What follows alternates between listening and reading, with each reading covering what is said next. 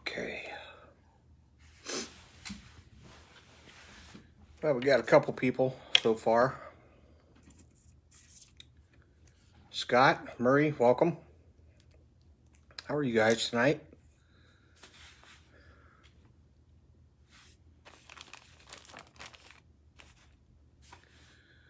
All right, so got several people going. So I know you're probably wondering who the hell this guy is. My name is Jim Bensinger. I'm an ambassador for Nor-vise. I'm also the owner of Fiberflies Dubbing. It's a small fly tying materials company out of Fredericksburg, Virginia. Hey, David, how are you? So tonight I'm going to be sharing with you a few flies. I've got, hey, Sean. So I've got a couple flies that I wanted to do, actually 4. What I'm going to be doing is the life cycle of, hi, Michael, what's going on? I'm going to be doing the life cycle of the American Grannom Caddis. Here's some of the flies that we're going to be tying right now. We're going to start with this guy right here, which is the larva. Then we'll move up to the pupa and then go for the adult.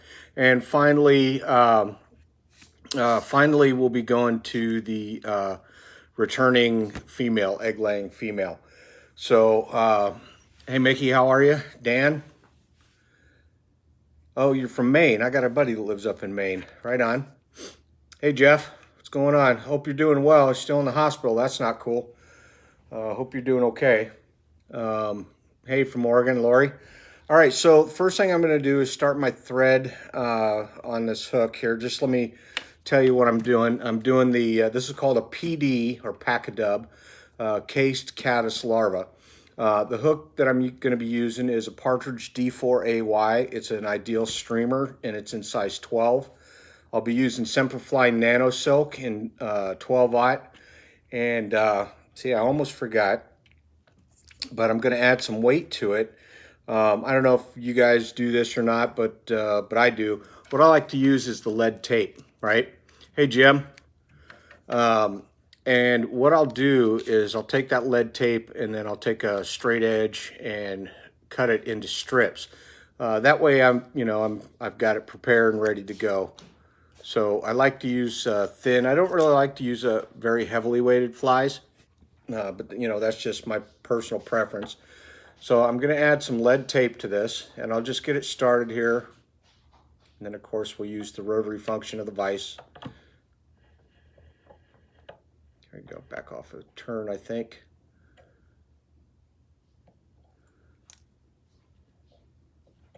I tell you what, having a vise that that does the spin in 360 degrees there is really something. Makes tying so much easier, so that you're spinning essentially the materials around the vise instead of the vise, or excuse me, spinning the hook around the materials instead of the materials around the hook. So if you notice, I've got a long piece of tag thread here, and I'll zoom in here in a minute. I want to show you what I'm going to be doing. I'll start the thread right here at the eye, and literally right behind the eye. I know some people say, no, you got to start back behind, further back behind the eye than like an eye width or whatever. I really don't like to do that. I think that starting the thread right at the eye makes you learn self-discipline, and makes you, or forces you rather, to ensure that you don't crowd the eye. So just a little trick I like to use. So anyway, I'm going to be using a dubbing loop, and I'm going to spin this on the dubbing loop table while the thread's still attached. And the body, or the case material, is it's Paca Dub, and Paca Dub is it's 100% alpaca dubbing, and I've mixed it with deer body hair. So you can see I've got a good blend here, and I'm using the rusty spinner and a little bit of hare's ear color for the Paca Dub, and I'm just gonna put a good bit down here on the table. Fred, what's going on?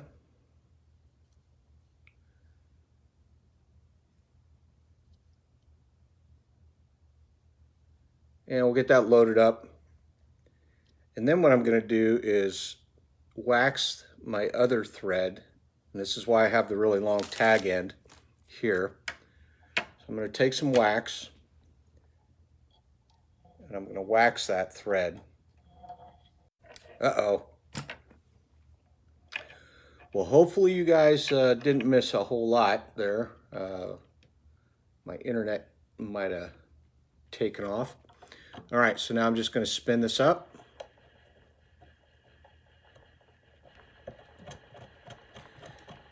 And another good thing about the Norvise right here is that you know, you can spin things right in line, and those ball bearing systems really help make things go fast. Of course, you guys are probably watch this all the time. You see it a lot. I know that Tim gets this thing cruising and has all kinds of neat stuff that he can do. And I'm holding the dubbing loop closed with my fingers out of the camera. And the reason I'm doing that is I don't want to hold it too tight. I want to move my hand along and kind of release some tension as it goes so I don't break the thread. All right, I think that's got it pretty good, pretty wound up, nice and tight. And now I'm just going to go down the body here, like so. It's going to look like an awful mess right at the moment. That's okay. I'm going to reattach my thread right here.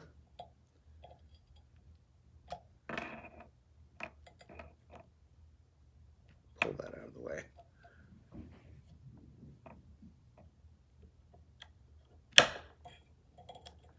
And we're going to tie that off.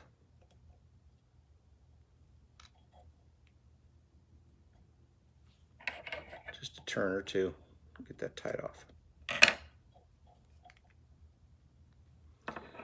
I know it looks like an awful mess, but just stand by. All right, so now I've got my weight, I've got my case. The next thing I'm going to do is just simply trim this.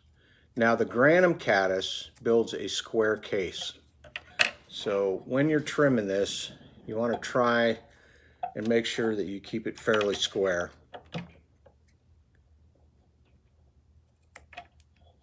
Let me zoom you in. Since we're done with that operation, let me zoom you in here. So I've made my first cut flat across the top. I just rotated it away from me. Made the second cut. Coming in here to do the third cut. There we go. And then finally, makes it really easy to do the case caddis when it's square. You don't have to worry about rounding it off or anything. It is kind of tapered. I'm sure the fish aren't going to examine it real close. Okay, so there I've got my case made. And next, I'm going to take, so this is the pack, well, you can't see it. So next I'm going to take some insect green Paca Dub. And I'm just going to do a traditional dubbing, just a pinch dubbing right on the end of the thread here.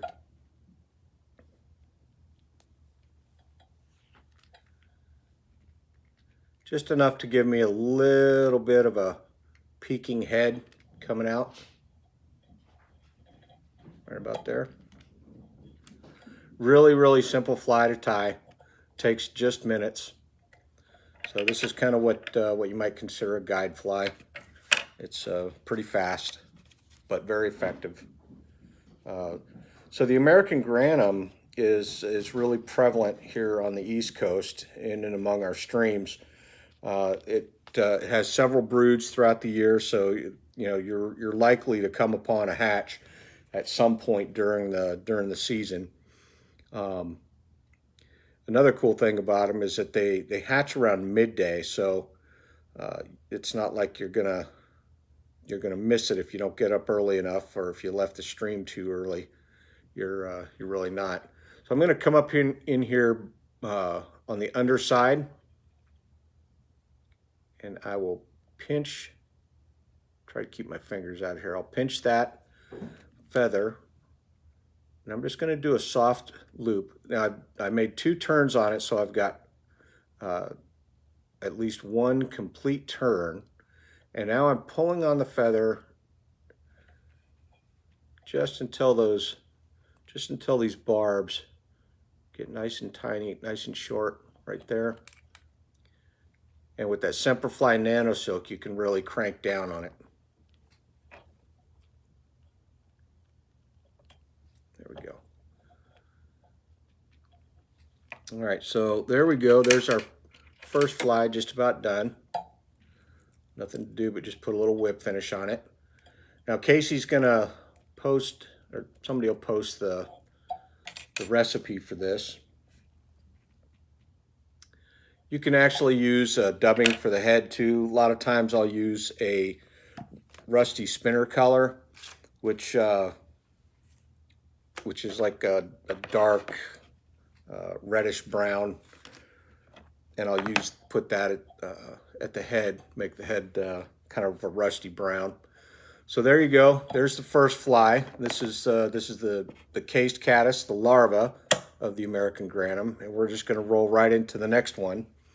The next fly that I'm going to do is the pupa. So this is the emerging pupa, and this is what I call the PD emerging caddis pupa, for PD for Paca Dub. In case you haven't caught on, Paca Dub is my brand, or is, you know, my product name. Company's Fiberflies, and Paca Dub is my signature product. Again, it's 100% alpaca. All right, so this is a PD Caddis Emerger, and so this is where, you know, the fly really becomes vulnerable for trout. You know, there's a lot of times when you'll find the cased larva, that trout have eaten those, but really it's only when they're moving from, you know, one place to the next, because it's a, you know, while it's a cased insect, it does move throughout the stream, and it does that by I guess spinning a little web, and then it'll flow down the stream. Oh yeah, bugs and bourbon. So thanks, David.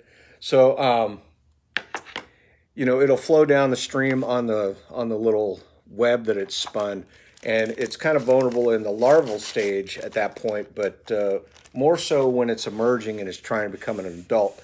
A lot of times what ends up happening is it will start emerging and it'll get stuck underneath the meniscus and can't escape. So this is just my rendition of a PD caddis. Hey Robert, what's going on? All right, so the hook in the vise is the Partridge K2BY, and it is a caddis pupa. This one is in size 14, so the larva was in size 12 to make up for the size of the case. This is going to be in a size 14, and I'm going to start with some Semperfli Nano Silk in 12/0. Usually I start this one in white, and then I'll transition to black when I get ready to finish the fly. And I'm going to start this back about the halfway point right here. And the reason I'm starting this at the halfway point is because I want to build up an underbody. And if you look at your caddis larva, especially if you're lucky enough to catch one when it's a pupa, maybe you screen the stream or whatnot, you'll see that the body, or the abdomen, is really bulbous, especially near the back, and it gets skinnier up near the front. So what I want to do is lay down an underbody for the abdomen before I start actually tying the fly.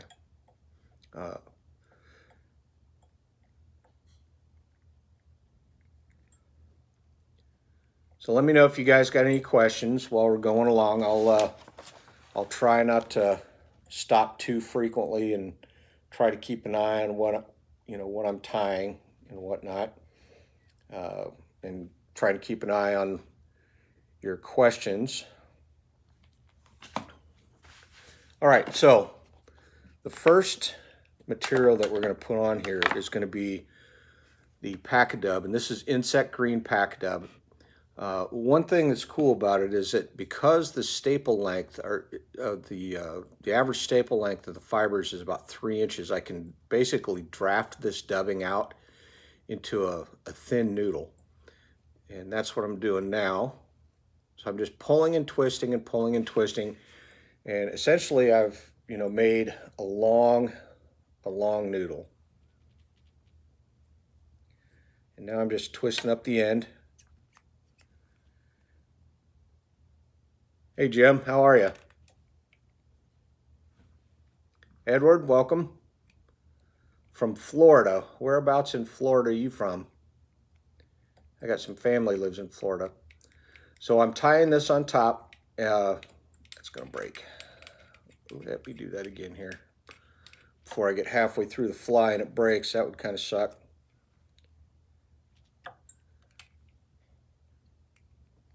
John, welcome.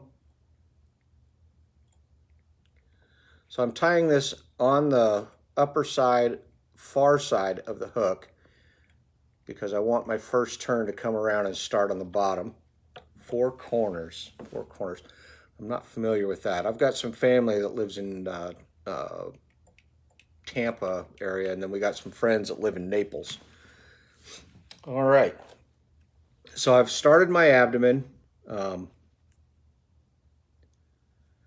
they doing March Madness? So Michael Ward, that's a really good question. They are starting the registration for March Madness. I know Tim is on his way home tonight from the Lancaster, Pennsylvania fly fishing show. So expect to start information to start flowing, in the real near future.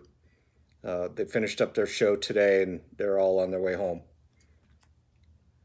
All right, so next thing, Charles, welcome. So the next thing I'm going to put on here is some pheasant tail fibers. And I've got like 3 pheasant tail fibers because, inevitably one of them is going to break. Missoula, Montana, right on. Well, I am in Fredericksburg, Virginia, guys. I'm originally from Washington State, kind of living across the country now. I retired from the Marine Corps in 2007 here in Virginia and pretty much just stayed. So it's a pretty cool place. I like it. Kind of miss the West Coast a little bit. I used to fish at Puget Sound a lot with my dad. Okay, so what you can see here is I've got some pheasant tail fibers. I've got my, I'm going to zoom that out real quick here. Got a good brownie at the show. Dude, let me tell you what, I love brownies. Those are like my kryptonite, right? And so when I got out of the Marine Corps, I stopped PTing and started eating. And so I got pretty fat. But anyway, that and I quit smoking and started eating. So anyway, I'm going to take this Paca Dub right here, and I'm just going to continue to twist it. Now I twisted it into this long, noodle as I was taking it out of the, out of the roll that you get. So as I twist it, it does a couple things. One, it strengthens it, and alpaca has the highest tensile strength of all the camelids of the fiber. The fibers have the highest tensile strength of all the camelids. So what that means is that I'm making it and tying it into a cord, and that's just going to make it extra strong. All right, so I've got my first 2 turns, right? I did a turn behind the pheasant tail. Hoorah, Semperfli. So I did 1 turn behind the pheasant tail, and I did 1 turn in front of the pheasant tail. Now I'm going to fold that pheasant tail over and take a turn over top, okay? Then I'm going to pull back and do another turn. Make that 2 turns. All right, so pull that forward again, make another turn.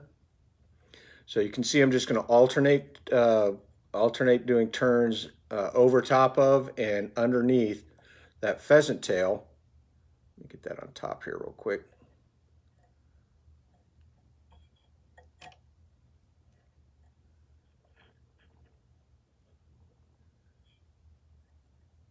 And that's going to give me the dorsal line. So there you can see the dorsal line starting.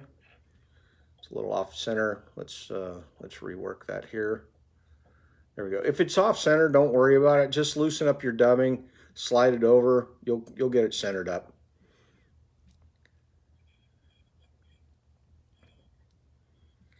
So Edward, I see you said Semperfli. I'm guessing you're a Marine. If so, when did you serve and where did you serve?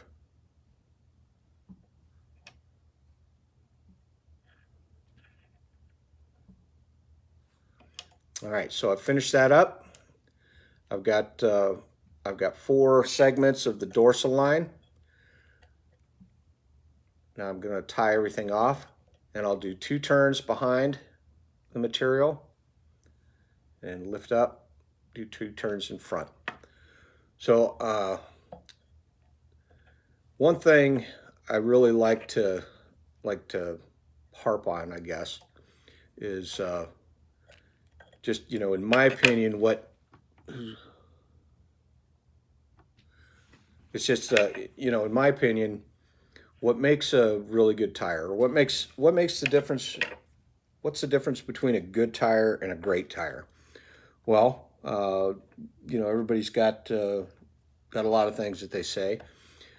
Just over the years that I've been tying, what I found is that what makes the difference between a really good tire and a great tire is thread control. And so the more thread wraps that you put on here, right on. No kidding, you were on the shooting team. So here's the deal. I still work for the Marine Corps. I work at Weapons Training Battalion Quantico, and I'm the deputy director of the marksmanship program. That's pretty cool. So we chewed some same ground. I definitely wasn't in the same time you were, but yeah, I'm still at Quantico. That's a good duty station. All right, so the next thing that we're going to do is we're going to do another dubbing loop. Only this time I'm not doing it on the vise or with the table. I'm just going to do it in my fingers. And I'm going to use some ultraviolet or UV flash Burrower Mayfly. Or is that the color I want? Burrower Mayfly? Yep. So this is the Burrower Mayfly Paca Dub. And basically it's just got some flash mixed into it. And I'm going to take a little bit, just a little tuft.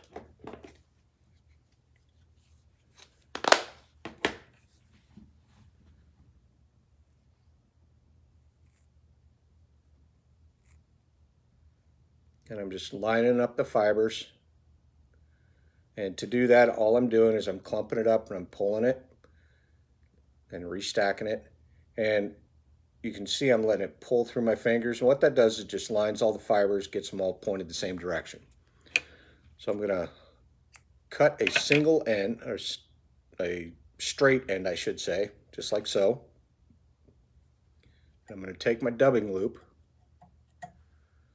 No, I actually went to San Diego.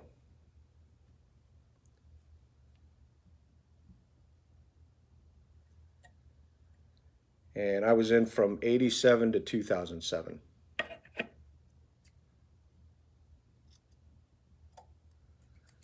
All right, so now what I've just done is, so I got my dubbing loop, my dubbing in the dubbing loop, and I cut the end close to the thread. I'm going to trim a little bit of that off of there.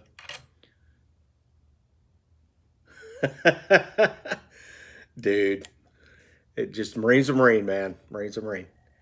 All right, so now I'm going to spin this up, and you're going to see it's going to get just turned into it like a dubbing noodle. Don't worry about that yet, because then we're going to take our patented Velcro brush here. So everybody's got those great dubbing brushes, I'm sure. And mine's just Velcro on a piece of an old bamboo rod. And I'm basically pulling all that out. Now, Lori, if you go to fiberfliesdubbing.com, you can absolutely purchase my product right there. So now I'm going to wrap this around a couple times, and I only want 2 or 3 turns. We'll get one more half turn for good measure here. There we go. So you know what I really like about the Nor-vise is the hook holding. I really like that. So this is the traditional jaw, and if any of you guys have had an opportunity to use the Nor-vise, excuse me, if you've had an opportunity to use the Nor-vise, and specifically the traditional jaw, I think Tim told me it'll hold down to like a 22 or 20, 24 or something. I've actually had size 30 hooks in this jaw, and it holds great. There's no worry about it popping out. And I've had up to a 1/0 hook in here in this jaw. So really good, really good hook range on that fly, or on this vise. Okay, so now that I've got my shuck, so this is going to imitate the shuck as the pupa's rising. It's going to capture some air bubbles. Marvin, how are you? From Alberta, Canada, huh? You probably, maybe you know Marcus, a guy by the name of Marcus von Baldwin. Really good tire, and makes some really nice fly tying furniture as well. In fact, he made my base. All right, so now we're going to go ahead and tie in our thorax, and what this is going to imitate is it's going to imitate the wing buds as well as the thorax. And so it's just a piece of natural gray peacock herl. And I'm going to pull these fibers back, just wet my finger, pulling the fibers back. Just like so. And I'm putting it on just like you would a wet fly hackle or a soft hackle. And I want all those fibers facing to the rear. And I'm going to do one turn in front of each other, and one turn in front of the next.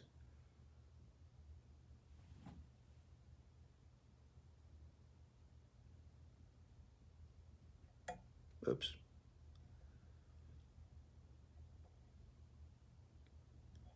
And I'm going to bring that kind of close to the front.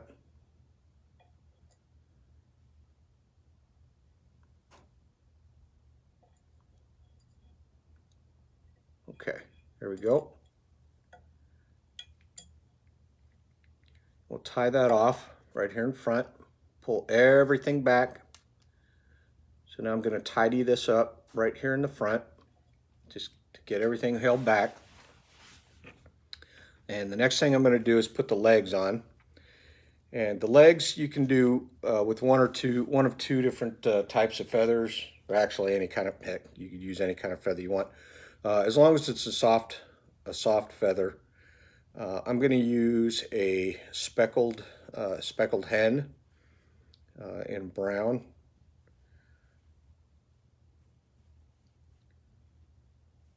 Here we go.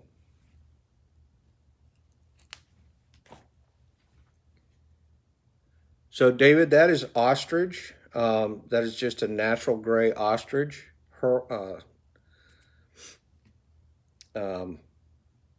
I've never tried using peacock on the front end, but now that you mention it, I think I might have to give that a shot. I really like the way peacock has that shimmer to it, especially when it's underwater. So I may have to give that a try. So that's a cool thing about doing these lives and interacting with guys, is that, you know, you guys got some fantastic ideas, and I really like talking to you, so I can learn some more. All right, so just like I did on the last fly, I'm going to come up from the bottom, just like so. And I've cut a little V out of there. I'm going to come up from the bottom and I'm going to fold those legs over, one on either side. Take a soft loop, trying to do it without my fingers. There we go. Next, I'm going to pull back on the stem until I get those legs the length that I want. And what I'm looking for is just about to the point right here, right in there is where I'm looking for. And I'll tighten that down and kind of crank it down and it'll lift those legs up. So that gives me my legs. And the just incidentally, that ostrich roll, what that does is it imitates not only the thorax, but it also imitates the wing buds coming out. So just one more material to put on here, or two. How much room we got up in the front? Yeah, probably two more materials. So first and foremost, we're going to put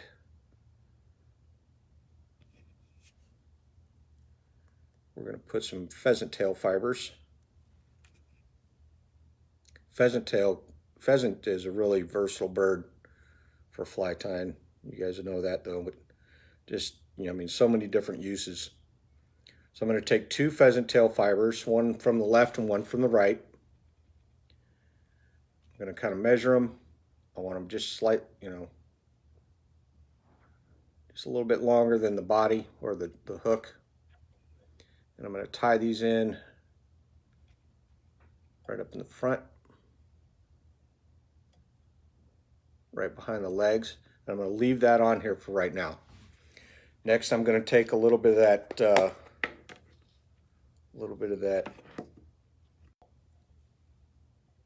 well, hope you guys didn't lose me.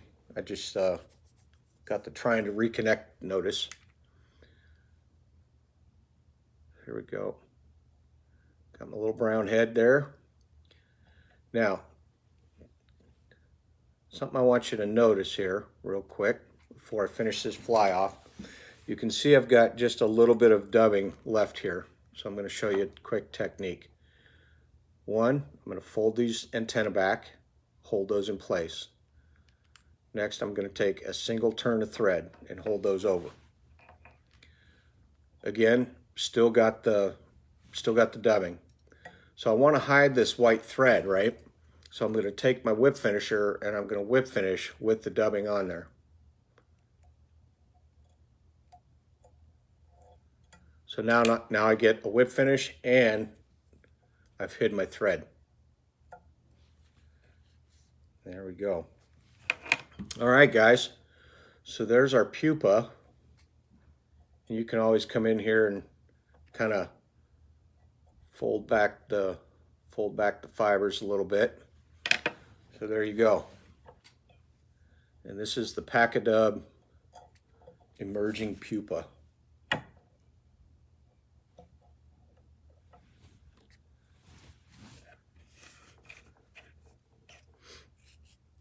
Thanks, Edward. All right, so we're about halfway through. Let me take a quick water break.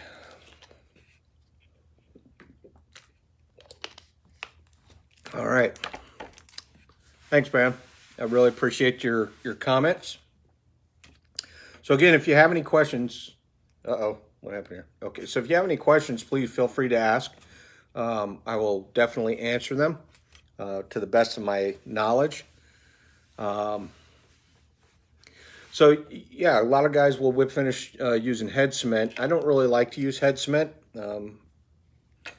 I like to do one or two whip finishes, make sure they're nice and tight. And what I found as a young tyer was that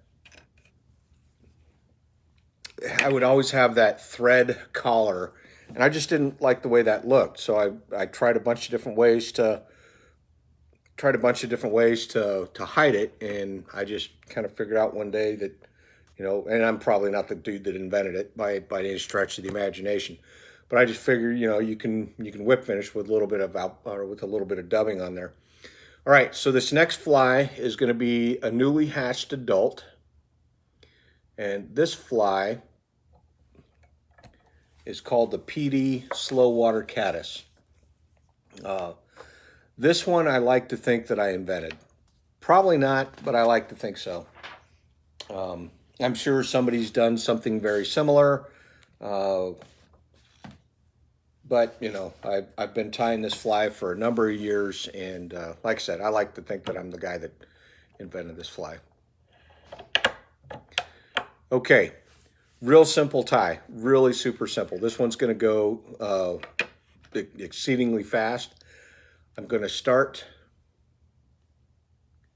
Oh, thanks, David. I'm going to start the thread again right here at the eye. We'll cut that off.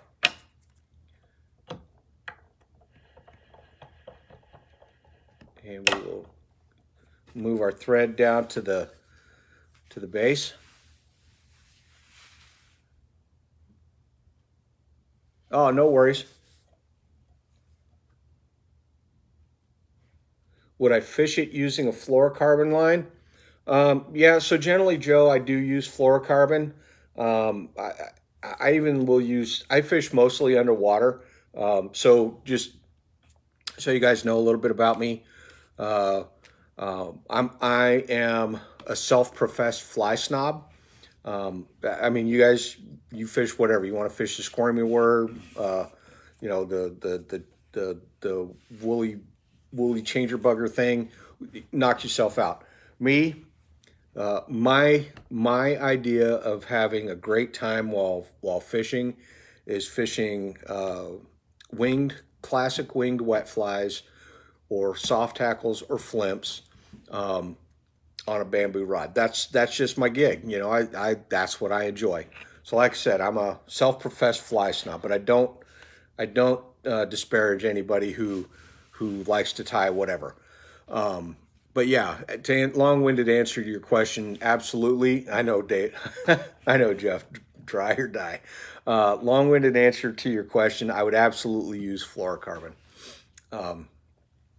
for that fly. Okay, so first material that's going to go on here is going to be a blend. So I'm going to take a little bit of olive dubbing.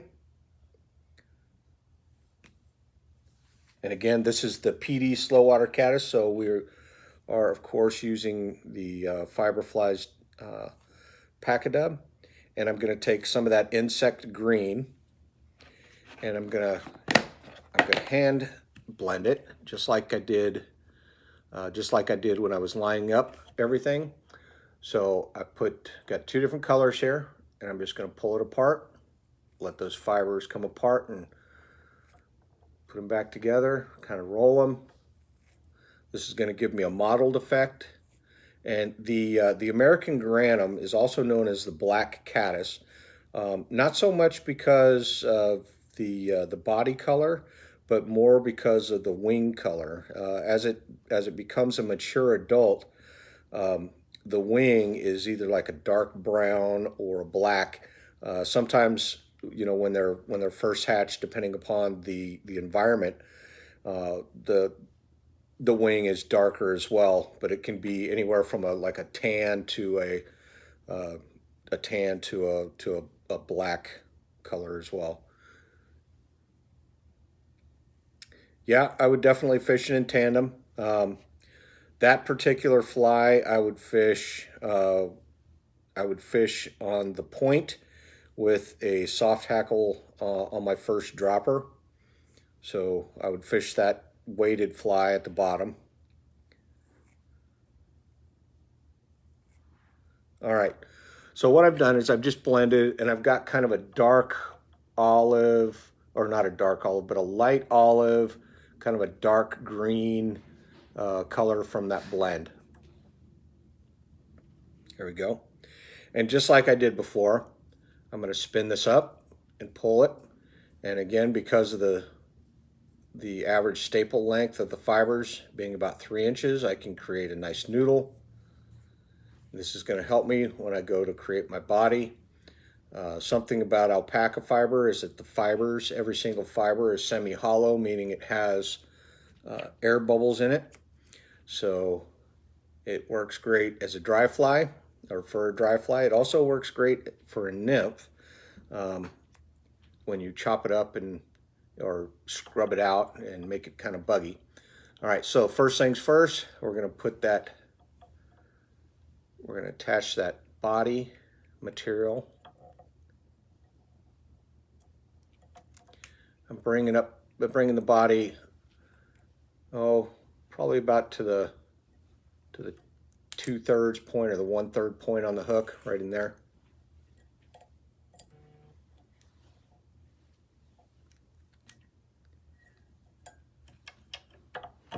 Sean, how are you? Hey Jody, how you feeling, buddy?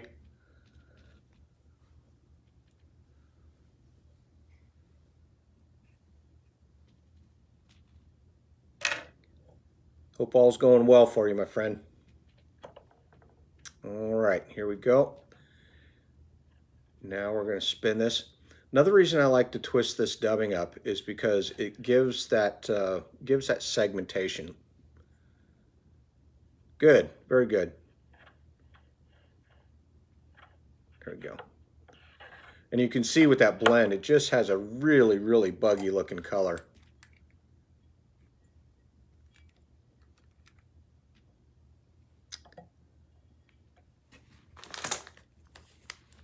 I have something for you, Jody.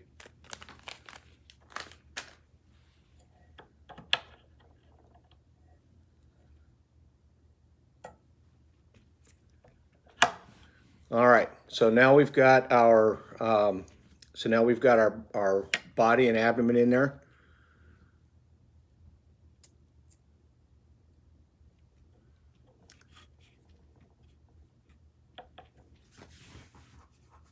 Hey Sean, how are you doing? You've been tying a lot, getting ready for the spring. Right on. Where are you from?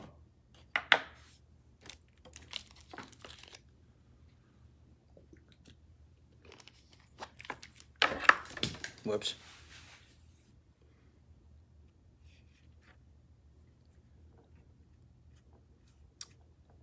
Joe, you can buy Paca Dub from my website at fiberfliesdubbing.com.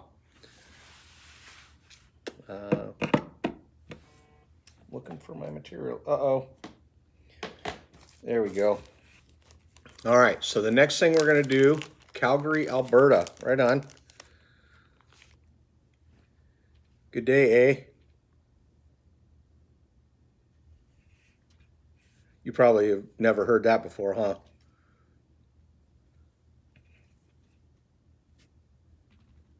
Okay, there we go. So I've got a couple of CDC feathers. Right here. I've just put them concave side against the convex side. So they're kind of spooning, so to speak. And we're going to draw those fibers, going to pinch them and draw them. So I'm holding them by the stem in my right hand. I'm going to pinch them with my left hand, and I'm just going to kind of draw them together to get them kind of tight.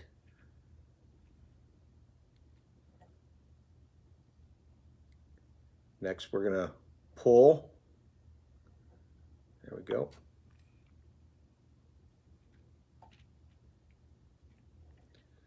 All right, there we go. We're going to lift this up and trim it. So essentially, I've got my wing is kind of like an F fly so far. You know, you've got your body and then a CDC feather for a wing, or a couple of CDC feathers for a wing. But we're not quite done yet. So what we're going to do is I'm going to take a black hen. I've got a black hen cape right here, and what I've done is I've pre-laminated. I've taken a feather and I put some penetrating head cement just on my finger, and you put it on your finger, and then you run that feather over top of that head cement, and essentially what it does is it laminates it together, right? You don't want to use the heavy kind of head cement. You want it to, just be kind of a light cement, not too thick. And so the next thing I'm going to do is fold this feather in two.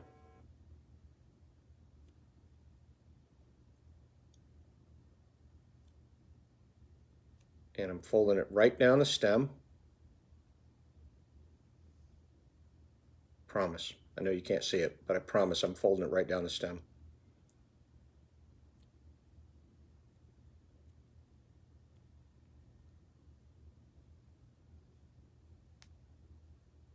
There we go. So I've got it folded around the stem. I'm going to offer it up to the hook. I'm going to come right in here on top.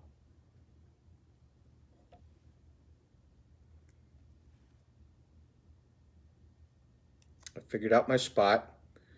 I trimmed off all that excess behind where my tying point is. So I don't need all that excess stuff.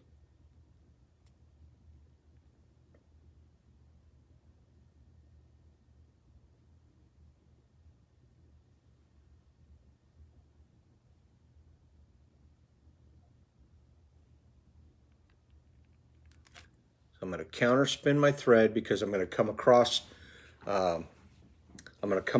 a soft loop, and by counter spinning it, what that does is it makes when you come across with a soft loop, it'll make that thread fall towards your fall to the left or fall towards your weak side. So you can see what I'm talking about here. So you see that thread fall to the left. So for a right-handed tire, every time you take a turn of thread around the hook, you induce a quarter turn of twist into the thread, and clockwise twist. And if you keep letting it twist clockwise, essentially it's going to cord up into a really tight cord. And when you go to make a soft loop, the thread will fall forward. So by counter spinning before you make that, before you tie that wing on, it just helps you place that thread right where you want it. And again, if you were watching earlier, I gave you guys my opinion, my unsolicited opinion, I should say, that the difference between a good tire and a great tire is pretty much thread control. Now we're going to trim that off. So we've got the wing of our caddis, and we're just about done. Just about done with this fly. So I'm going to form another dubbing loop.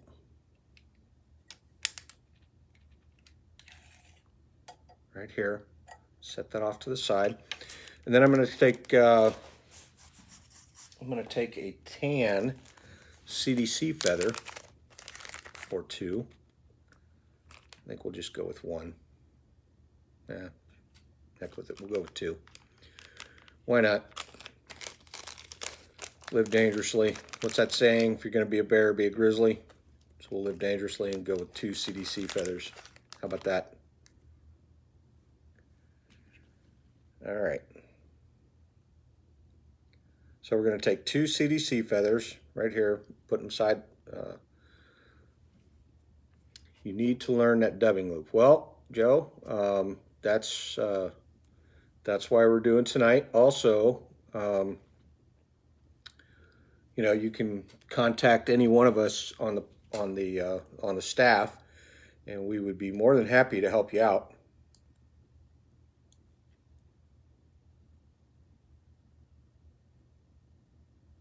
There we go.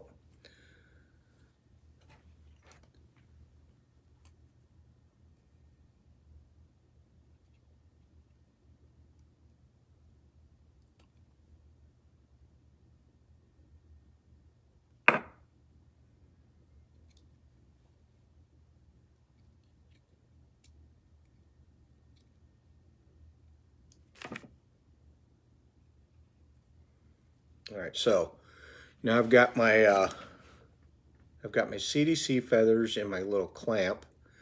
Clamp that I'm using is a Hairline Dubbings little materials clamp. Now I'm going to take my dubbing loop right here, and what I'll do, here you go, Joe. So I've formed a loop and locked it in place. I've taken the pinky of my materials hand, and for a right-handed tire, your materials is locked. All right, everything above my finger is locked in place. Everything below my finger is still held open by my pinky. So I'm going to slide this material right up the loop. I'm going to gently close the loop and then release the material clip.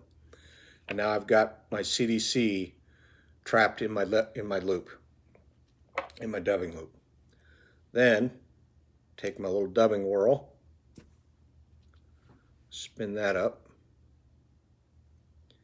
One of these days I'm going to get as good as Tim O'Neill and be able to do all this stuff spinning the vise. But I'll tell you what, that guy can sure make this thing work its magic. All right, so here we go. Nice and easy.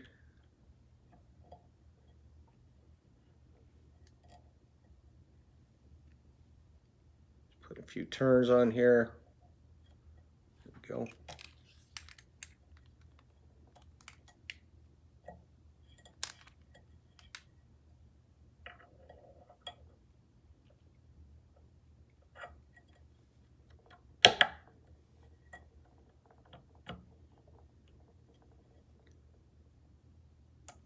All right. So now we've just got our thorax and our legs. All right. The only thing that's left to do now is to whip finish. So we're going to come in here with the whip finisher, and we'll just put 4 or 5 turns on here, like so. I've got a stray piece of CDC there. So this is a slow water caddis. This is not one that you're going to fish in that faster water. So the Grannom caddis, they, just like most aquatic insects, they live most of their lives as a larva, and then they'll quickly change into a pupa, come up to the surface and hatch, and hopefully not get eaten by a trout or bluegill or bass or whatever is feeding on them.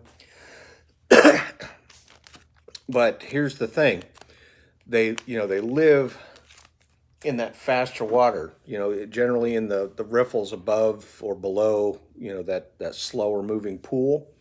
However, when they go to lay their eggs, they will enter into the water in the slower moving water, and they will or when they emerge, they'll emerge and then they'll kind of set down. Would I use Sally Hansen's or cement after a whip finish? So hey Rocky, so Joe, generally for a dry fly I don't use head cement, and pretty much anymore I just use the Solarez, the Solarez bone dry, just because it penetrates real quick. You can zap it with the lightsaber and it's done. You don't have to worry about it being tacky or catching anything, and you're just done. But I'll normally only use any kind of head cement on my subsurface flies. But again, that's just me. All right, so we are just about done on this. This little walk of life with the Grannom caddis. So we've done the pupa, or we've done the larva, we've done the pupa, and we've done the newly hatched adult. So now what we're going to do is the returning female. So caddis will live a couple days, maybe up to a month after they've hatched, unlike a lot of mayflies. And when it's time to mate, they're gonna mate. The female's gonna go back into the water and lay her eggs. The guys are just gonna fall dead, like a lot of you guys do. I'm not gonna say nothing because I don't want to get in trouble. But anyway, so the So, you know, the female is going to come back and she's got this bright green egg sac. So we're going to imitate that. We're going to kind of imitate it in the classic Bergman style, i.e. we're going to do a winged wet fly to imitate that. Really good imitation of this particular caddis is the lead-winged coachman. However, I've tied that fly so many times, I just want to try something, or want to do something a little different. So I played around with you know, different patterns and different stuff. And so it's, you know, it's a knockoff of the lead-winged coachman, but it is a Paca Dub egg-laying caddis. And again, tied in the Ray Bergman style. So we're going to start with a Partridge G3AY Sprout wet fly hook. Right? The fish sex education. So we're going to start with the Partridge Sprout wet in size 14. By the way, the dry fly hook was the SLD2, Partridge SLD2 dry fly. And all these hooks that I'm using are barbless. So here we go. First things first, we're going to start the thread. I'm going to start the thread right behind the eye.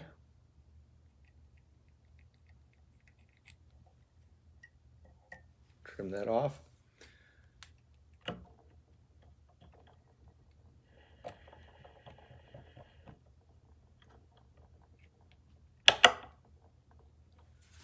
Okay.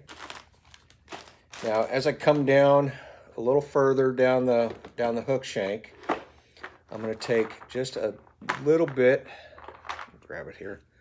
I'm going to take a little bit of gold wire or gold tinsel, and this is just this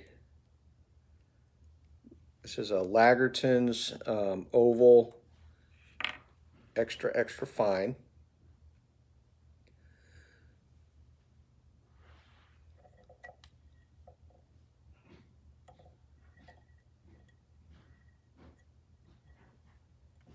I'm going to tie that in on the far side of the hook shank. I'll trim this off about the length of the body.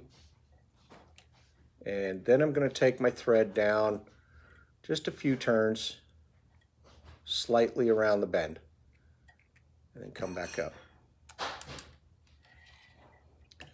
Now I'm going to take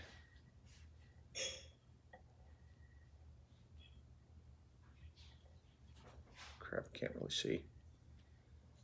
There we go. 1, 2, whoops, 2, 3, 4 turns. So I just took 4 turns of the tinsel, cord up my thread real quick, tie that off.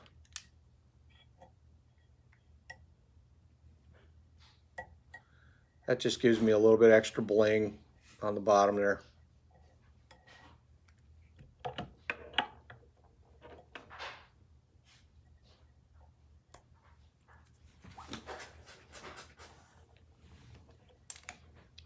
Marcella, welcome.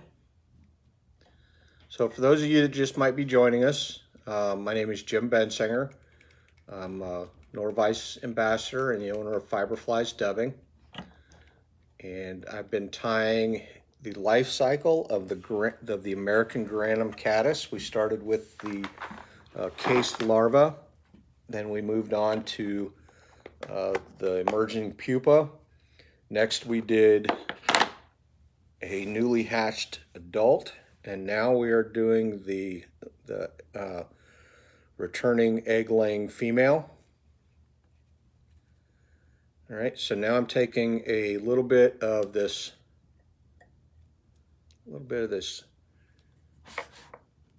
insect green Paca Dub, and I really only want to use just a little bit. I mean, just a tiny little bit. All I'm looking for is to build just a small little ball.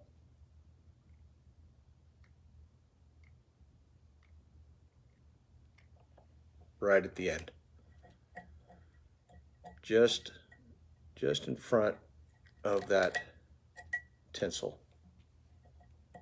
There we go. All right, next we're going to go with a little more of that blend that we did earlier.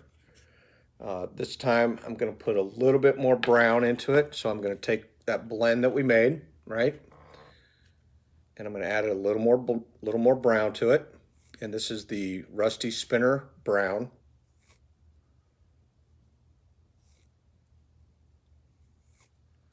So it's older, colors are starting to change. So it's going to be like a darker green, maybe almost an olive color. I could just use olive if I wanted, but I'm looking more for like a kind of a browny, greeny, buggy looking color. That's what I'm looking for on this.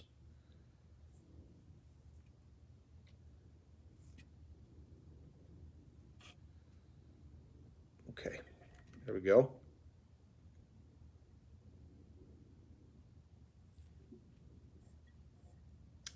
Man, did I just get the mad face? That kind of sucks.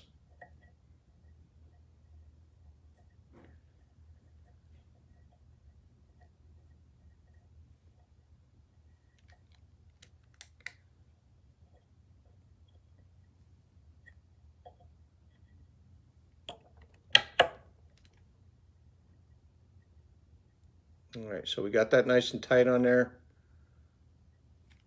Another mad face.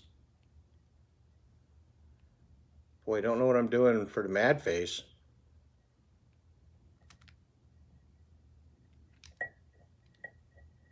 Here we go.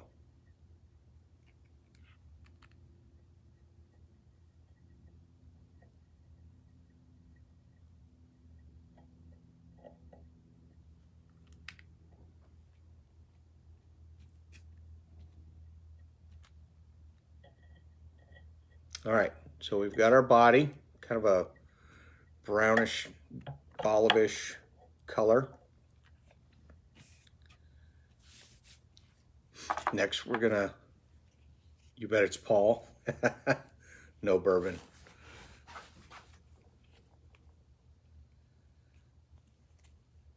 All right, so next thing I'm gonna do is put on, I'm gonna grab another black hen hackle. I'm looking for that soft collar, and I'm gonna grab a hold of the tip and pull down on the feather.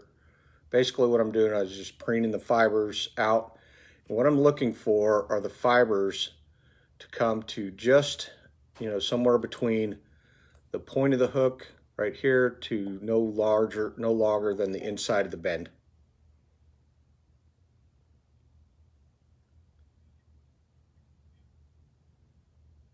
So right about in there is as far as I want to go.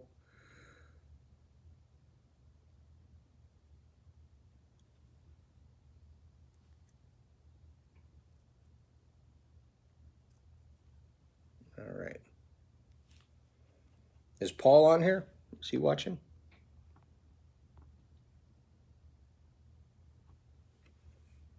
Okay.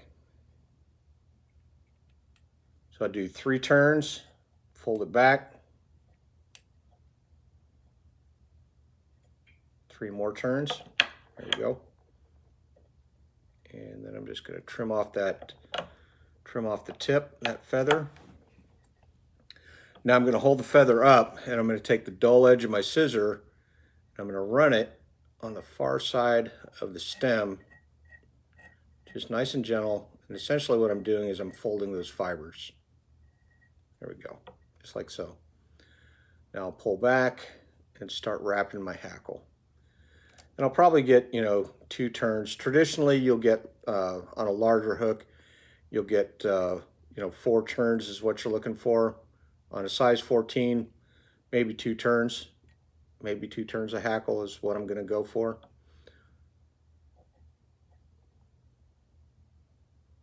Yeah, maybe 1.5 turns of hackle right there. So we'll tie that off. I think that's a lot. I'm going to unwind one. Yep, that's, to me, that's too much. I'm going to take off a 1/2 turn. There we go. And I'm just going to tie it off with 2 turns behind, 2 turns in front. Hey, AJ, how are you? All right. So now we want to create more like a beard. So what we can do is I can take my thumb and I'm just going to kind of push down on those fibers right here on the top and split those, it splits those fibers right on the top in the center. As you can see right there. I'm going to reach up and pull them. Counter spin my thread one more time. I'm going to reach up and pull those fibers down. And I'm going to take a diagonal turn of thread. I'm crossing over the front edge of those fibers until I get to the middle of the hook shank, and then I'm going to start to come back and then make a turn around. And what that does is it holds those fibers down underneath the hook shank, just like so. So that creates your beard. Oh wow, that's too bad. That would have been pretty cool to meet you in person. All right, the last thing we got to do. The last melon. All right. Movie reference. What's that from? The Last Melon. Those of you that are dads understand that.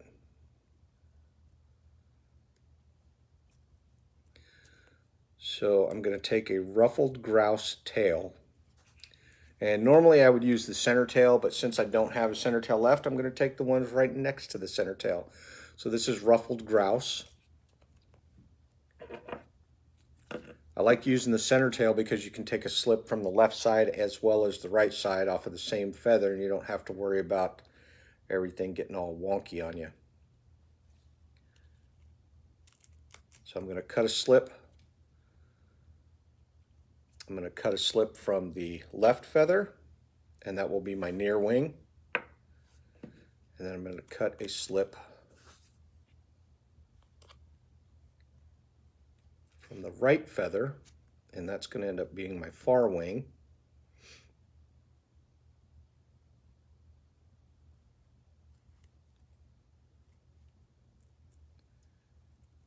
Now I like to cut the wing slips just a little bit larger than I actually need, because then you can adjust. And what I'm looking for ultimately, and again, it's personal preference, but ultimately what I'm looking for is somewhere about the width, the wings should be about the width of the gap of the hook. So anybody that watches me on Facebook and whatnot knows that I believe there's no Ice Age. There you go, Patty. All right. Good job, Patty. So yes, you're absolutely correct. Reverse spin flattens the thread. But if you keep on spinning it, Charles, it'll cord it up going the other way too. So what I've done is I've got my 2 slips. The concave sides are facing each other. And what I'm looking for is the width of the wings being, like I said, about the width of the hook gap. A little bit thinner is okay. Here we go.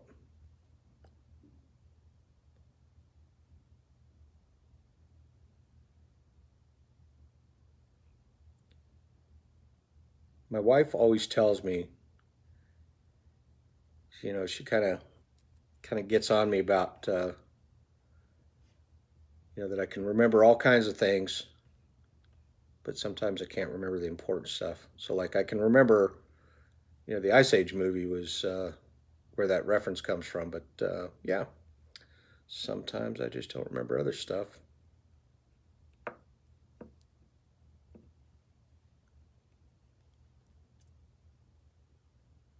All right, here we go. Add a little bit back on this one right here. There, like so. So maybe the next time I do it live for Norvise, I will do married wings. If I'm that ambitious.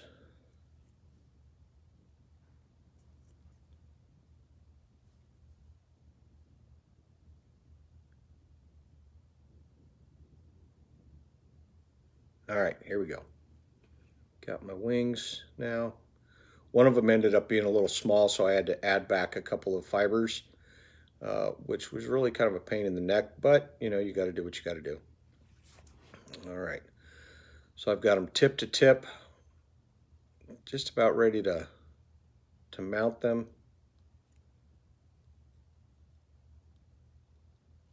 I know you guys can't see it. Sorry, paying attention to what I'm doing. Okay, here we go. So I want my wings to come just slightly behind the bend of the hook. So remember, the caddis wings are double the length of the body. The body comes to here, well, with the wing case, so I want my wings to come slightly beyond the bend of the hook.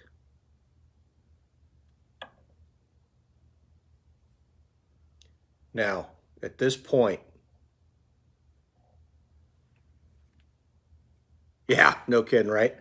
So at this point, I am gripping, just so you guys know, I'm gripping nothing because they just fell apart. I'm gripping nothing. So when I mount these wings, I'm going to be holding on to the wing slips. I'm also going to be holding on to the hook, and I'm going to be holding on to the thread. So I'm going to do a pinching loop. So here we go. Got my wings, fold them over. All right, so now at this point, I'm holding onto the wings gently. I'm pinching the hook. I'm counter spinning my thread. Now I'm going to bring it up gently. I'm going to let that thread rock back into my fingers. Now I'm pinching the thread, so you can see I can loosen it up. I'm bringing it underneath and pulling up again in between the fingers. And now I'm going to just let go of the bobbin, and I'm going to let it slip and pull those thread loops tight. And as I do that, I'm lifting up on the bottom, on the butts of those fibers. I'm going to put a couple nice tight turns in. Notice I'm still not letting go of anything. A couple of the fibers slipped, so now I'm just going to crank them back to the center before I ever let go of anything.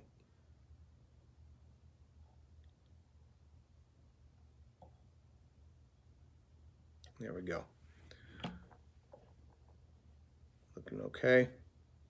I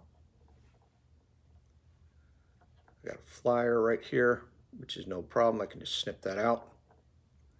Now I'm going to come in and I'm going to trim off these feathers at the angle of the hook eye. I got one little flyer right here.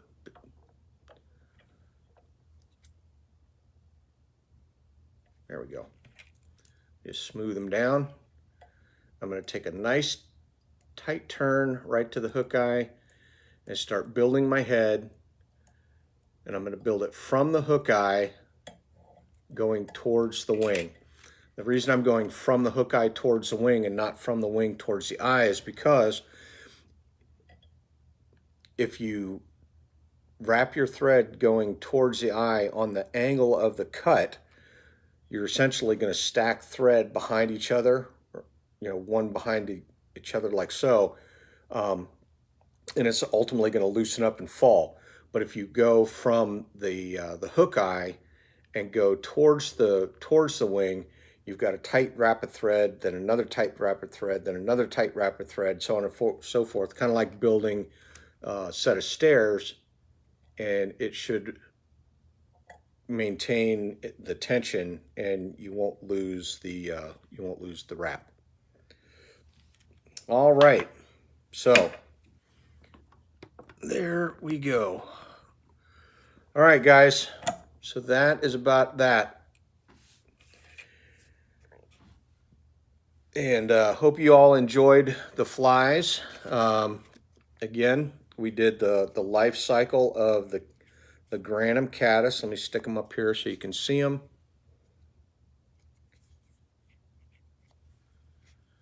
We started off with the larva, then we did the pupa, the adult, and finally we did the returning egg-laying female. And there you go. There's those flies with the original 3. Okay, so I hope you guys enjoyed the show. I know I thoroughly enjoyed tying for you. Hopefully you learned something, and hopefully you were able to see how the vise performs. If you are interested in the vise, please contact Norvise. Tim O'Neill will talk to you about it, and he'll tell you everything you need to know. It's a fantastic piece of gear, and I think that's about it. So thanks again, everybody, and Semper Fidelis. See you later.